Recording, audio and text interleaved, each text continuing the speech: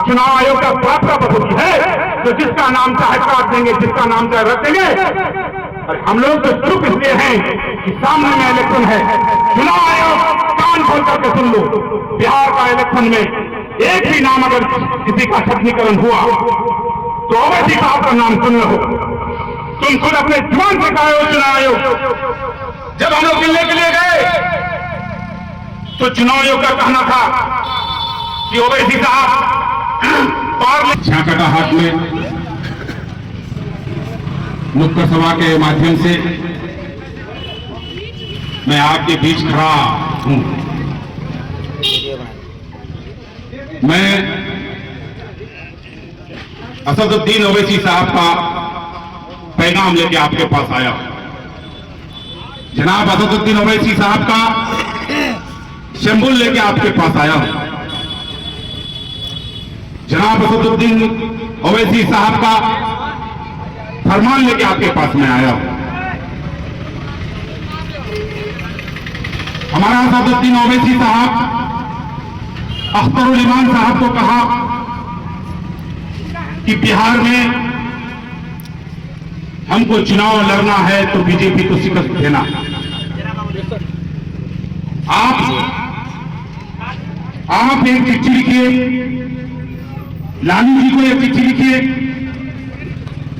मेरा सलाम बोल दीजिए और कहिए कि बिहार में अगर हुकूमत बनाना चाहते हैं तो ओवैसी साहब को साथ में रख करके चुनाव लड़िए। अख्तरुल इमान साहब एक चिट्ठी लिखता है, हमारा रंजीत राणा पार्टी कार्यालय जाता है, जाकर के चिट्ठी देता है कि हम लोगों को गठबंधन में शामिल कर दीजिए। लालू का बेटा जवाब नहीं देता है, फिर दोबारा चिट्ठी लिखवाता है। असदुद्दीन ओवैसी साहब कहा कि दोबारा चिट्ठी लिखिए और भेजिए कि हम लोग महागठबंधन में शरीक होना चाहते हैं। लेकिन लालू का बेटा का तो मन था कुछ और। लालू जी का बेटा गुड़ खाए गुलगुल्ला से पहले सुने थे ना, मुसलमान का वोट चाहिए, लेकिन मुसलमान का नेता को गठबंधन में शरीक नहीं करना चाहता। यही आत्मा हकीकत है, यही मुसलमानों का गिनती है लालू का बेटा के पास। मिट जाओगे, अगर नहीं समझोगे तो मिट जाओगे, नहीं तो हमेशा दरी बिछाने का जो काम होता है वही करना पड़ेगा। पूरे बिहार में 18% मुसलमान का आबादी, पूरे बिहार में यादव का 14% आबादी। लालू का बेटा मुख्यमंत्री बन सकता है, हम और आप मुख्यमंत्री नहीं बन सकते।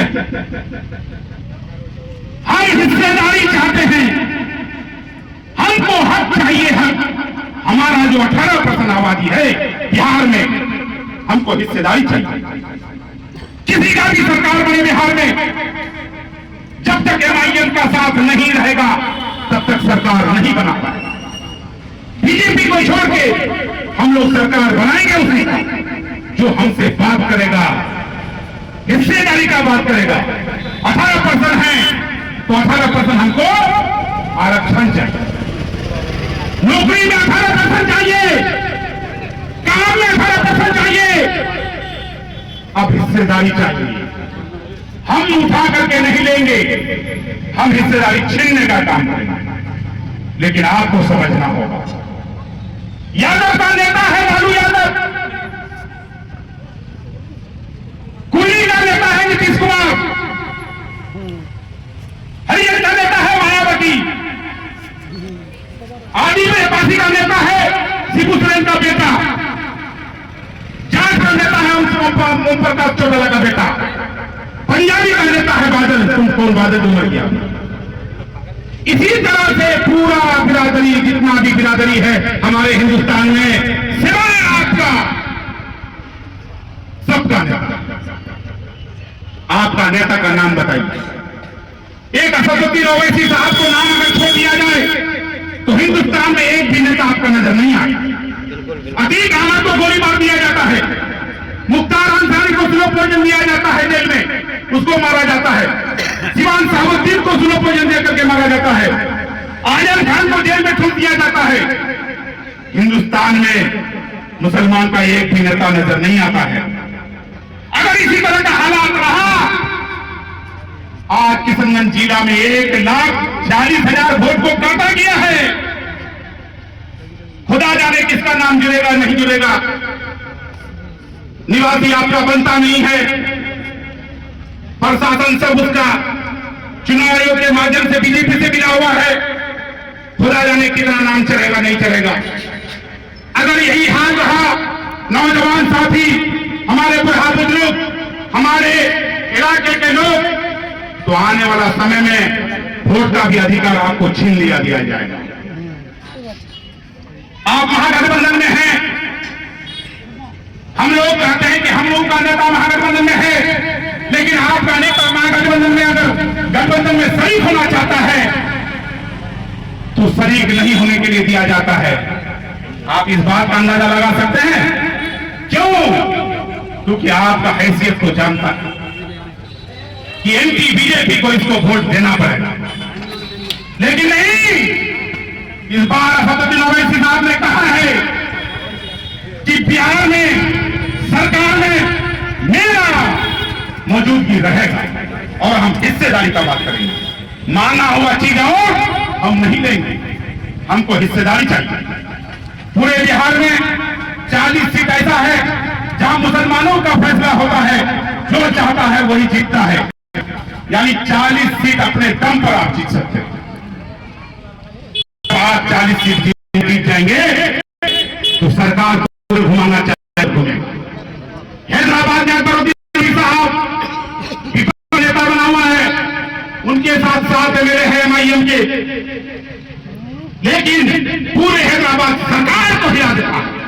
अगर फेसबुक व्हाट्सएप आप लोग अगर देखते हैं तो जरूर देखें। अभी खड़ा हो रहा है, वहां का मुख्यमंत्री बोलता है, अकबर भाई आपका काम बताइए, काम संपन्न हो चुका। ये है ताकत, 7 सीट में ये ताकत है। गौर कीजिए, अगर बिहार में आपका सीट आ जाए तो सरकार जिधर घुमाएंगे उधर घुमेगा। आने वाला समय में मैं यहां बोल के जा रहा हूं, सरकार तो बीजेपी के खिलाफ ही बनेगा, उसमें MIM का हिस्सेदारी रहेगा। ये आप नोट कर लीजिए। और MIM का अगर सरकार में भागीदारी रहा तो हमारा MIM करी रहेगा।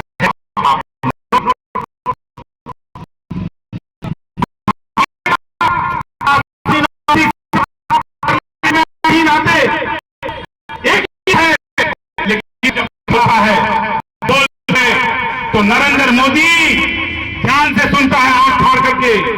अमित शाह आंख फाड़ के देखता है कि क्या बोल रहा है। अगर डर है बीजेपी सरकार को तो वो ओवैसी साहब का खौफ है। ओवैसी साहब कहता है कि नरेंद्र मोदी जी, जब तक अंबेडकर का संविधान जिंदा है तब तक भारत का नक्शा को तुम बिगाड़ नहीं सकते। जब तक अंबेडकर का संविधान जिंदा है तब तक इस देश का एक ही नागरिक को निकाल नहीं सकते हो। ये आपका नेता का कहना है। आपका नेता जब पार्लियामेंट में खड़ा होता है तो नरेंद्र मोदी और अमित शाह को ये बोलना पड़ता है कि ओवैसी साहब अब तो बर्फ दीजिए। ओवैसी साहब का एक बार फोन आता है, ये जो FIR जिस दिन से चालू होता है 1-1.5 महीना पहले ही हमको बुलाता है ओवैसी साहब कि तौसीफ साहब, आप अख्तरुल ईमान साहब, आप लोग दिल्ली आइए, आप लोगों के साथ बड़ा साजिश होने जा रहा है। FIR के माध्यम से आपका वोट काटा जा रहा है, आप आइए, मैं चलता हूं चुनाव आयोग से बात करूंगा।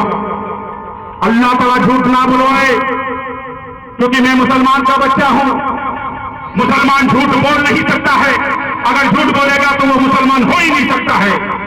ओवैसी साहब के साथ मैं चुनाव आयोग जाता हूं, अख्तरुल ईमान के साथ तीनों भाई हम लोग जाते हैं चुनाव आयोग के पास। चुनाव आयोग बैठाता है, चाय पिलाता है, नाश्ता खिलाता है, चुनाव आयोग बोलता है ओवैसी साहब बिहार में चुनाव होने दीजिए। तो ओवैसी साहब कहा कि आप निष्पक्ष चुनाव करोगे तो मैं तुम्हारा साथ हूं, अन्यथा 2003 में सुप्रीम कोर्ट का आदेश है कि तुम किसी का नागरिकता पर सवाल खड़ा नहीं कर सकते हो। यानी चुनाव आयोग आप पर, आपका नागरिकता पर सवाल खड़ा नहीं कर सकता। उनका हैसियत नहीं है, चुनाव आयोग का हैसियत नहीं है जो आपका नागरिकता पर सवाल खड़ा करे। काट देने से कोई यहाँ का नागरिक नहीं होगा। चुनाव आयोग का प्राप्त पद्धति है तो जिसका नाम चाहे काट देंगे, जिसका नाम चाहे रख देंगे। हम लोग तो चुप इसलिए हैं कि सामने में इलेक्शन है। चुनाव आयोग कान खोल करके सुन लो, बिहार का इलेक्शन में एक भी नाम अगर किसी का छटनीकरण हुआ तो ओवैसी साहब का नाम सुन लो। तुम खुद अपने जुबान से कहे हो चुनाव आयोग। जब हम लोग मिलने के लिए गए तो चुनाव आयोग का कहना था कि ओवैसी साहब पार्लियामेंट में आज का डेट में आपसे ज्यादा पढ़ाने का कोई नहीं। चुनाव आयोग ने माना। इसीलिए मैं ओवैसी साहब का संदेश लेके आपके पास आया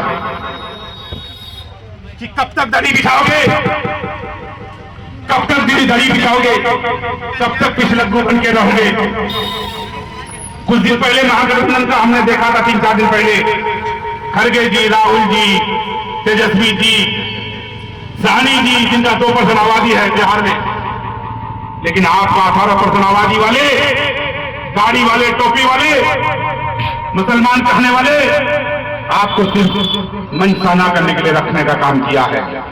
आपको हिस्सादारी के लिए नहीं।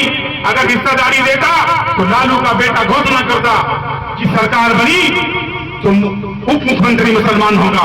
लेकिन उल्लू का जुबान में ताला मारा हुआ है। यहां तक कह दिया है कि ओवैसी साहब का पार्टी का जरूरत नहीं है बिहार में। तो इस बार साबित कर देना है कि बगैर ओवैसी का बिहार में सरकार भी नहीं बनेगा। ये नोट कर दिया। वही ओवैसी साहब जिनको आग दिखाने का काम करता है ओवैसी साहब।